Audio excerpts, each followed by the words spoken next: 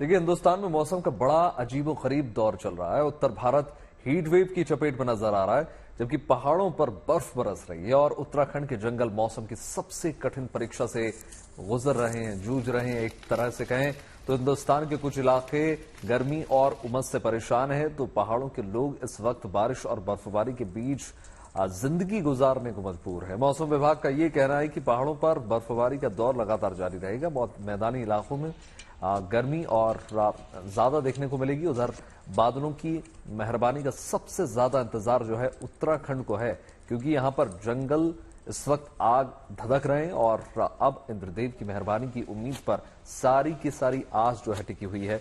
इस बीच दिल्ली, पंजाब, उत्तर प्रदेश और हरियाणा के लोगों के लिए मौसम विभाग की गुड न्यूज ये है कि उन्हें आने वाले दिनों में गर्मी से राहत जरूर मिल जाएगी। 3 अलग अलग तस्वीरें दिखा रहे हैं आपको, किस प्रकार से हिंदुस्तान में अलग अलग मौसम देखने को मिल रहा है। जहां एक ओर बर्फबारी हो रही है, दूसरी ओर हीट वेव आपको नजर आएगी, तीसरा उत्तराखंड में हर साल की तरह जंगलों में आग।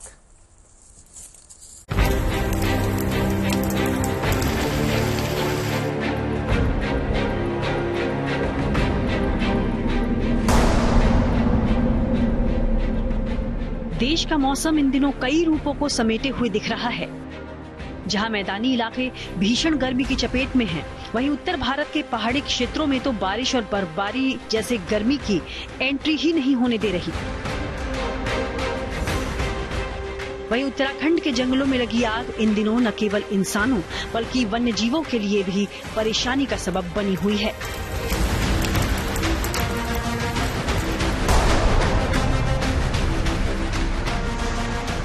देश के ज्यादातर मैदानी इलाके इन दिनों गर्मी और हीट वेव की चपेट में हैं। लू के थपेड़ों ने लोगों को बेहाल किया हुआ है। उत्तर भारत, पूर्वी भारत, पश्चिम भारत या फिर दक्षिण भारत, मौसमी पारा लगातार ऊपर चढ़ रहा है। बिहार और वेस्ट ईस्टर्न ओडिशा, ये जगह में भी आपका रेड अलर्ट चल रहा है और ये चलेगा सारे रीजन में 3 दिन तक। झारखंड में अभी आज से हमारा अलर्ट थोड़ा कम कर दिया है, यानी कि येलो अलर्ट में ही चलेंगे, मगर बिहार और उड़ीसा और बंगाल 3 दिन, और उड़ीसा बंगाल स्पेशली आपका gangetic west Bengal 30th, 1st, 2nd तक आपका सीवियर हीट वेव के वार्निंग रहेगा। हमारा कोस्टल आंध्र प्रदेश, आपका रायलसीमा, तेलंगाना, इंटीरियर कर्नाटका, इन सभी राज्यों में अभी 1 से 5 दिन तक हमारा हीट वेव का स्थिति जारी रहेगा।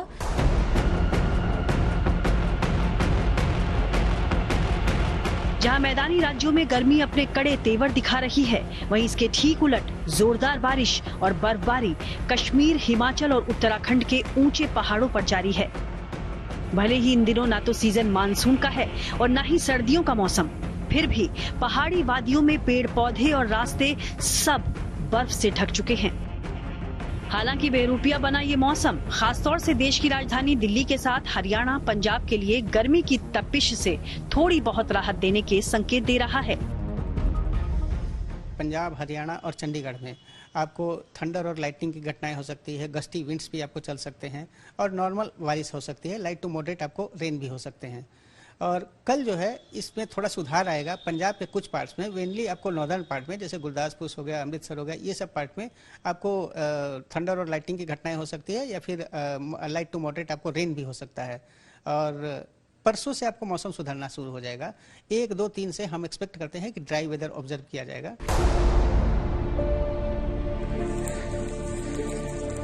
लेकिन मौसम की इस बेरुखी से अलग उत्तराखंड के हरे भरे जंगलों में इन दिनों धधकती आग परेशानी का सबब बनी हुई है। इससे न केवल रिहायशी इलाकों बल्कि वन्य जीवों के लिए भी खतरा बना हुआ है। हालांकि कई जिलों में जंगलों की आग पर काबू पाने के लिए वन विभाग के अलावा फायर ब्रिगेड, एनडीआरएफ और सेना तक युद्ध स्तर पर जुटे हुए हैं। बावजूद इसके चुनौती बरकरार है।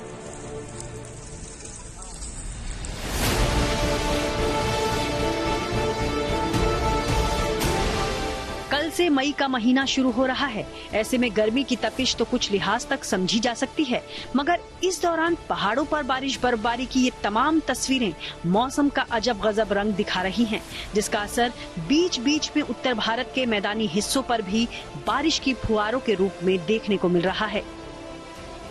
श्रीनगर से मीर फरीद, चंडीगढ़ से ललित शर्मा और बागेश्वर से जगदीश चंद्र पांडे के साथ bureau report, good news today.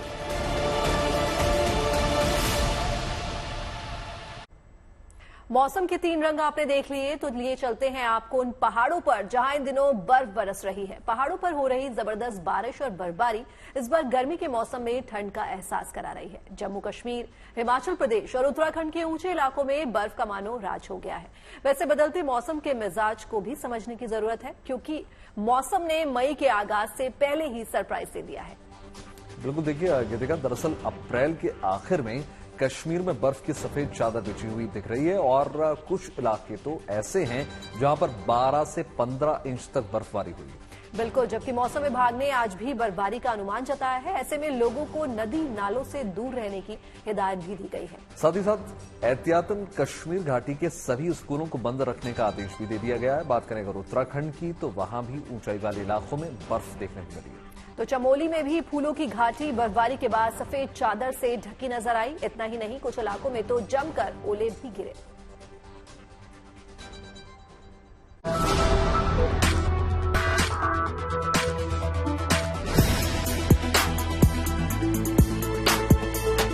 कल से मई के महीने का आगाज हो रहा है, मगर इस दौरान ऊंचे पहाड़ों की वादियों में भारी बारिश और बर्फबारी की ये तस्वीरें हैरान कर दे रही हैं। जम्मू कश्मीर, हिमाचल प्रदेश और उत्तराखंड के ऊंचे इलाके इन दिनों बर्फ से ढक चुके हैं।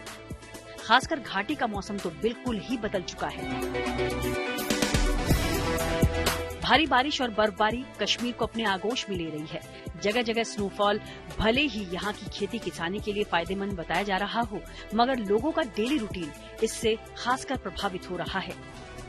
बर्फ जो है खेती के लिए बहुत अच्छा है, लेकिन कहीं न कहीं इससे नुकसान भी ज्यादा होते हैं कि यहाँ पर पक्के मकान, जिनका कच्चा मकान होगा, और खासकर मुसाफिरों के लिए आज आप देख रहे हैं रोजगार 3 दिन 4 दिन हो गया बिजली को बंद होकर, तो लोगों को जो है एसेंशियल कमोडिटीज की भी शॉर्टेज शुरू हो गई है।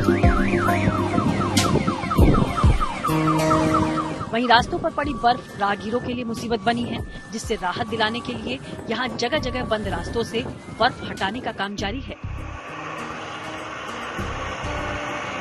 बारिश बर्फबारी लगातार होने से नदी नाले उफन रहे हैं, सड़कें पूरी तरह लबालब हैं। गाड़ियों की आवाजाही बमुश्किल हो पा रही है। जगह जगह से लैंडस्लाइड की खबरें भी आ रही हैं। विशेषकर पुंछ में तो भारी बारिश की वजह से यहाँ के मंडी हिली एरिया में भूस्खलन हुआ, जिसने काफी नुकसान पहुंचाया। राज्य में इस बेमौसमी चुनौती से निपटने के लिए जगह जगह पर आर्मी, सीआरपीएफ और एसडीआरएफ जवानों ने रेस्क्यू ऑपरेशन चलाया हुआ है। इस वक्त जेहलम में आप देख सकते हैं कि पानी जो है काफी बढ़ गया है, और नॉर्थ कश्मीर की बात करें तो कुपवारा, हंदवारा के कई इलाकों में फ्लड जैसी जो है सिचुएशन है, बाढ़ जैसी हालात हैं, और गांवों में पानी घुस गया है। कई जगह पे सड़क खिसक गई है, कई जगह पे पहाड़ जो है नीचे आ गए हैं। उड़ी में खासकर कई इलाके कट ऑफ हुए हैं लैंडस्लाइड की वजह से। वही जो हालात हैं कुपवारा के कई जो है इलाकों के हैं, और एडमिनिस्ट्रेशन पूरी कोशिश कर रही है कि जो कट ऑफ हुए हैं इलाके वहां जो है साफ किया जाए, रास्ते साफ किए जाएं, ताकि ट्रैफिक जो है रेस्टोर हो। मेट डिपार्टमेंट का माने तो जो बारिश है अभी अगले 24 से 36 घंटे तक चल सकती है। उत्तरी कश्मीर के कुपवाड़ा में बारिश ने वो तबाही मचाई, जिसके बाद यहाँ सड़कों पर आवाजाही का ये ही बेहतर विकल्प मिला। फिलहाल तो मौसम विभाग की ओर से राज्य में भारी बारिश और बर्फबारी का पूर्वानुमान है। कश्मीर के डिविजनल कमिश्नर विजय कुमार भिदुड़ी ने राज्य में बाढ़ जैसे हालात को लेकर लोगों से पैनिक न होने की अपील की, और साथ ही एहतियातन आज सभी स्कूल बंद रखने के आदेश दिए। हमने डिसाइड किया कि आफ्टर फील्ड असेसमेंट कि क्या हमें स्कूलों को बंद रखना चाहिए, तो ये निकल के आया कि एज प्रिकॉशनरी मेजर ये अच्छा डिसीजन रहेगा। बेमौसम बारिश बर्फबारी का यही मिजाज इन दिनों उत्तराखंड और हिमाचल प्रदेश के ऊंचाई वाले इलाकों में भी देखने को मिल रहा है, जहां हर तरफ सिर्फ बर्फ ही बर्फ दिखाई दे रही है। फिलहाल तो जहां पश्चिमी विक्षोभ की वजह से पहाड़ों पर बर्फीला माहौल आज तक बना हुआ है, उसको देखते हुए भारी बारिश की चेतावनी यहां के बाशिंदे हल्के में बिल्कुल न लें। तो दूसरी तरफ उत्तर भारत के मैदानी क्षेत्रों में बारिश का पूर्वानुमान गुड न्यूज देता नजर आ रहा है। श्रीनगर से मीर फरीद और हिमाचल के चंबा से विशाल आनंद के साथ bureau report, good news today.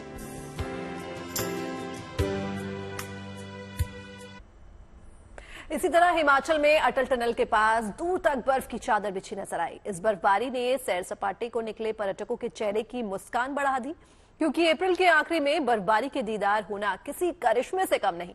वहां इतनी बर्फबारी हुई कि कई पर्यटकों की गाड़ियां फिसलने लगी। ऐसे में ज्यादातर लोग वहां फंस गए। ऐसे में मनाली की तरफ जाने वाले रास्ते पर लंबे जाम जैसे हालात बन गए। फिर मौके पर पहुंची पुलिस ने कड़ी मशक्कत के बाद सभी गाड़ियों को सुरक्षित निकालकर मनाली भेजा।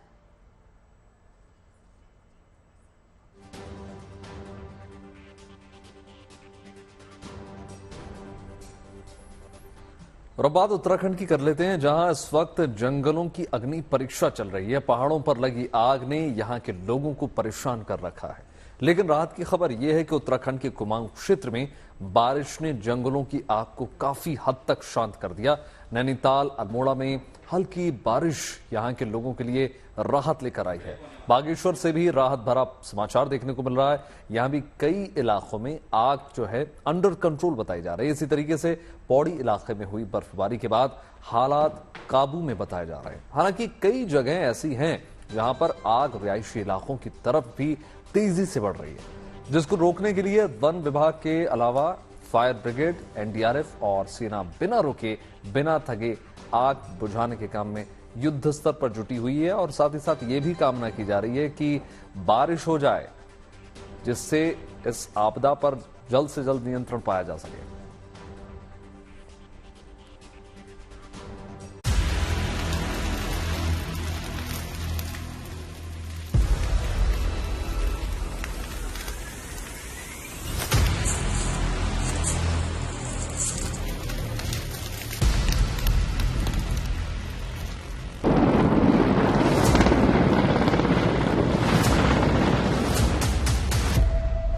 उत्तराखंड के जंगल धधक रहे हैं।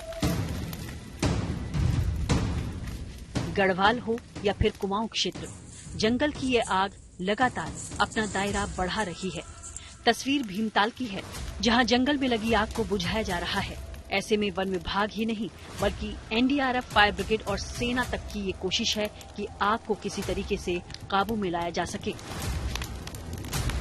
सर, आप देख सकते हैं कि कितनी तेजी के साथ आग फैलती जा रही है, बढ़ती जा रही है आगे।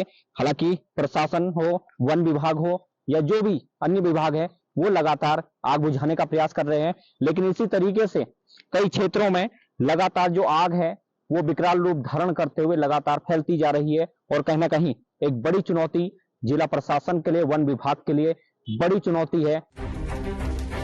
गर्मियों के मौसम में जहां दूर दराज से सैलानी पहाड़ों की हरी भरी वादियों में जिस साफ सुथरी हवा को महसूस करने आते हैं, वहां की फिजाओं में अब जहरीला धुआं घुल चुका है।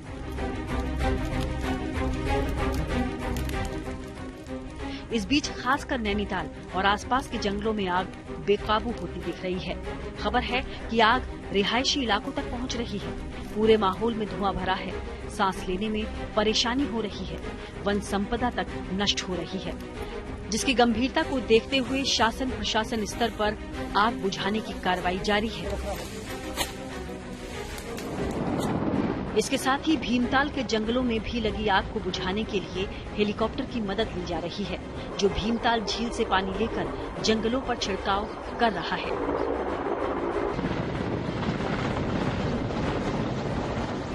हालात को देखते हुए भीमताल में बोटिंग रोक दी गई। हालांकि इस कदम से सैलानी मायूस हैं, लेकिन परिस्थिति की गंभीरता को वो भी समझ रहे हैं। बोटिंग बंद हुई है ऊपर पहाड़ों पे। हमने भी देखा था कि आग वगैरह लगी हुई थी, तो हेलीकॉप्टर यहाँ से पानी लेके जा रहा है आग को बुझाने के लिए। तो अच्छा कार्य है वो तो, लेकिन इससे इन लोगों का जो बोटिंग यहाँ पे करते हैं, इनका रोजगार प्रभावित हो रहा है और हम भी, हमारे बच्चे भी इंजॉय नहीं कर पा रहे हैं। इस बीच कई जंगलों में लगी आग को ऐसी मौसमी बारिश ने बुझाने में काफी मदद की। उत्तरकाशी में बीती रात अच्छी खासी बारिश हुई। जिससे ये उम्मीद है कि अगर आसपास के इलाकों में जंगल में आग लगी है तो इस बारिश ने उसको बुझाने में मदद जरूर की होगी। फिलहाल तो उत्तरकाशी की बारिश ने गर्मी की तपिश से यहाँ रह रहे लोगों को राहत दी। जानकारी के अनुसार इस वक्त राज्य के 11 जिलों के सैकड़ों एकड़ जंगल आग की गिरफ्त में हैं। लाखों रुपए की वन संपदा जलकर खाक हो गई है। वन्य जीवों के लिए भी संकट खड़ा हो गया है। हालांकि कुछ एक जगहों पर बारिश के चलते थोड़ी राहत तो मिली है, लेकिन अभी भी जंगल में आग की लपटें शांत होने का नाम नहीं ले रही। उत्तरकाशी से ओंकार बहुगुणा और नैनीताल भीमताल से राहुल सिंह के साथ bureau report, good news today. मौसम के बदला हुआ मिजाज सिर्फ हिंदुस्तान तक ही सीमित नहीं है। अफ्रीकी देश केन्या में भी बाढ़ लोगों का इम्तिहान ले रही है। केन्या की राजधानी नैरोबी में जब सैलाब ने रिहायशी इलाकों पर कब्जा जमा लिया तो लोग बेबस और बेघर नजर आए। ऐसे में लहरों में फंसे लोगों को रेड फोर्स सोसाइटी से जुड़ी टीम ने रेस्क्यू किया। ये टीम नाव लेकर फंसे हुए लोगों के करीब पहुंची, फिर रस्सी के जरिए एक एक कर किनारे पर खड़े लोगों को नाव तक लाया गया। इस दौरान लहरें लगातार इंसानी हौसलों की परीक्षा लेती रही। बाद में सीढ़ियों के जरिए लहरों के ऊपर एक पुल बनाया गया और उसके जरिए फंसे हुए लोगों को नाव तक लाने का काम किया गया। आखिरकार राहत और बचाव में जुटी टीम ने सभी को सुरक्षित बाहर निकालकर ही दम लिया। देश में आम चुनाव चल रहे हैं। 2 चरणों की वोटिंग हो चुकी है। लोग जो है ईवीएम के जरिए उम्मीदवारों की किस्मत लॉक कर रहे हैं। लेकिन आज हम आपको बैलेट बॉक्स दिखाने जा रहे हैं जिसने पंडित जवाहरलाल नेहरू से लेकर अटल बिहारी वाजपेयी के प्रधानमंत्री बनने समय तक देश के बड़े बड़े नेताओं की किस्मत का फैसला किया। आखिर कैसे दिखता था 75 साल पहले बनाया गया बैलेट बॉक्स, आइए आपको दिखाते हैं हमारी एक्सक्लूसिव रिपोर्ट।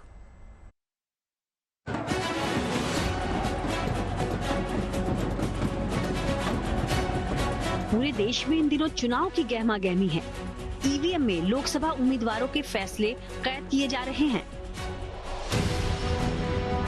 लेकिन एक वक्त वो भी था जब उम्मीदवारों की किस्मत का फैसला बैलेट बॉक्स यानी मतदान पेटी में कैद किया जाता था। गुड न्यूज टुडे आज आपके लिए 75 साल पुराने बैलेट बॉक्स का एक्सक्लूसिव वीडियो लेकर आया है, जिसका इस्तेमाल आजादी के बाद देश के पहले आम चुनाव में किया गया था। 1951 और 52 के दरमियान पहला आम चुनाव हुआ था। 2 लाख से ज्यादा पोलिंग बूथों के लिए तब इस जैसे लाखों बैलेट बॉक्स बनाए गए थे। 75 साल, सोचिए 75 साल पुराना ये बैलेट बॉक्स है और इस समय मैं इसे देख पा रहा हूं, मेरे नजरों के सामने है ये, और बहुत मुश्किल से मैं यहां तक पहुंच पाया हूं। दोस्तों, गोदरेज अपने आप में एक बहुत बड़ी कंपनी है और ये बैलेट बॉक्स भी उतना ही पुराना है जितना कि गोदरेज कंपनी शुरू हुई थी। आपको बताएं कि इतने मजबूती से इसे बनाया गया है, पूरा का पूरा स्टील से ये बना हुआ है। और अगर मैं इसे उठाना चाहूं, इसका जो वजन है लगभग मुझे लगता है 2.25 से 2.5 किलो का ये वजन है। और सोचिए 75 साल पुराना है लेकिन आज भी कितना ये मजबूत दिख रहा है। ये ऊपर की तरफ अब लॉक नहीं है लेकिन उस समय लॉक हुआ करता था। और ये जो आगे का पार्ट है, जो जानकारी मिली है उसके हिसाब से इस आगे पार्ट में जिस भी पार्टियों को ये दी जाती थी वो अपना लोगो या कह सकते हैं कि प्रोफाइल जो पोस्टर है वो लगा लिया करते थे। ये बैलेट बॉक्स गोदरेज कंपनी ने अपने आर्काइव सेंटर में सुरक्षित रखा हुआ है। दरअसल उस समय बैलेट बॉक्स बनाने का काम गोदरेज ग्रुप कंपनी ने किया था। एक आंकड़े के अनुसार कंपनी ने उस समय कुल 12.84 लाख बैलेट बॉक्स बनाए थे। सारे बैलेट बॉक्स को 4 महीने में तैयार किया गया। काम का दबाव इतना ज्यादा था कि कर्मचारी 3 शिफ्ट में काम करके एक दिन में 15,000 से 25,000 बैलेट बॉक्स बना रहे थे।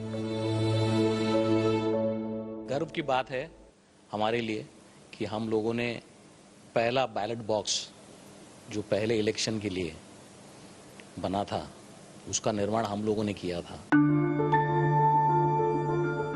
बैलेट बॉक्स को देखकर आज सब कुछ आसान सा लगता है कि इसे बनाने में है ही क्या, लेकिन तब इसे तैयार करना एक बड़ा मसला था।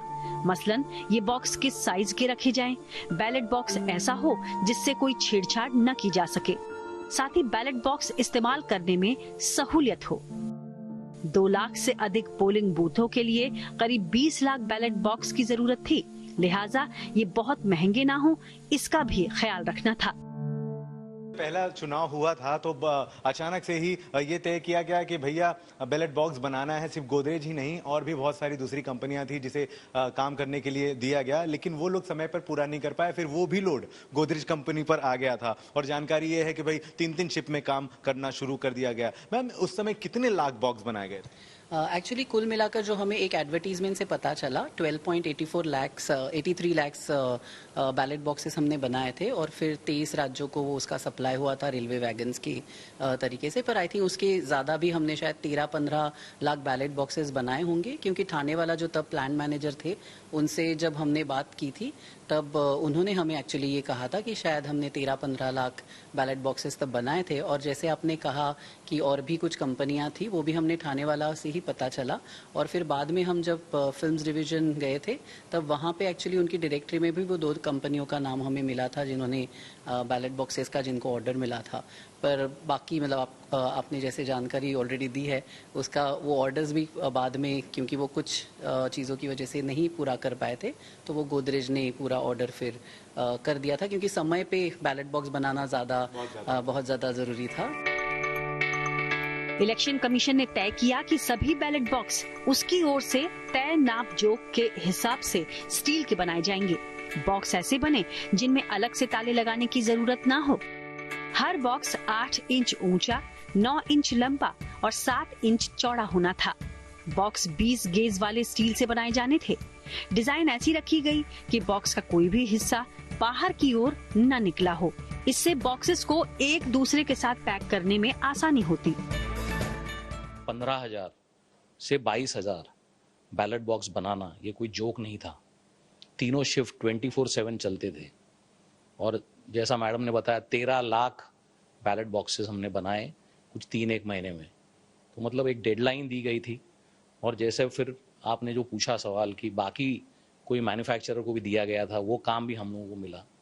तो एक डिलीवरी, टाइमली डिलीवरी हुई, क्वालिटी के साथ हुई, कॉस्ट भी कम रखी गई और आज तक आप देखोगे इसकी क्वालिटी जो है वो आज तक इंटैक्ट है। 75 साल हो गए। सरकार ने हर बैलेट बॉक्स की कीमत 5 रुपए तय की थी। इसलिए बैलेट बॉक्स को इतने ही बजट में तैयार करने के लिए कंपनी के टॉप फ्लोर पर काम करने वाले नत्थालाल पंचाल ने इंटरनल लॉक का डिजाइन तैयार किया। उस समय बैलेट बॉक्स के 50 प्रोटोटाइप तैयार किए गए, जिनमें से एक फाइनल हुआ। काफी समय तक बैलेट बॉक्स का रंग ऑलिव ग्रीन ही रहा। मुंबई से धर्मेंद्र दुबे के साथ bureau report, good news today.